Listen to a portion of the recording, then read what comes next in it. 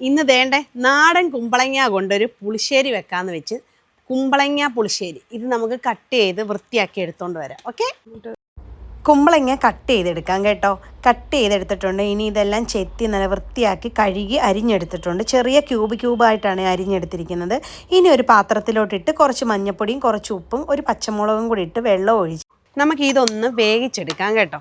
ഒരു 10-15 മിനിറ്റിൻ്റെ ആവശ്യമുള്ളൂ, പെട്ടെന്ന് വെന്ത് കിട്ടും. നമുക്കിനി ഒരു അരപ്പുണ്ടാക്കാം. അതിനായിട്ട് 2 സ്പൂൺ തേങ്ങ എടുത്തിട്ടുണ്ട്, 1 കപ്പ് തൈര്, മഞ്ഞൾപ്പൊടി, ജീരകപ്പൊടി ഇച്ചിരി അതെല്ലാം കൂടി ഇട്ട് നമുക്ക് നല്ലതുപോലെ പേസ്റ്റ് രൂപത്തിൽ അരച്ചെടുത്തുകൊണ്ട് വന്നിട്ടുണ്ട്. ഇനി വേവിച്ച് വെച്ച കഷ്ണത്തിലോട്ട് ഒഴിക്കുക. ജസ്റ്റ് ചെറിയ തീയിൽ കുറച്ച് ഉപ്പും കൂടി ഇട്ട് ഒന്ന് ചൂടാക്കിയെടുക്കുക.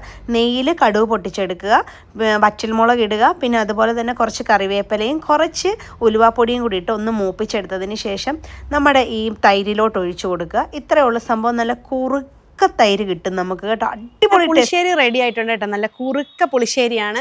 അപ്പോൾ എല്ലാവർക്കും വീഡിയോ ഇഷ്ടപ്പെട്ട് കഴിഞ്ഞാൽ ഒന്ന് ഷെയർ ചെയ്തേക്കണം. വേറൊരു വീഡിയോ ആയിട്ട് കാണുന്നവരെ ടാറ്റാ ബൈ, സീ യു.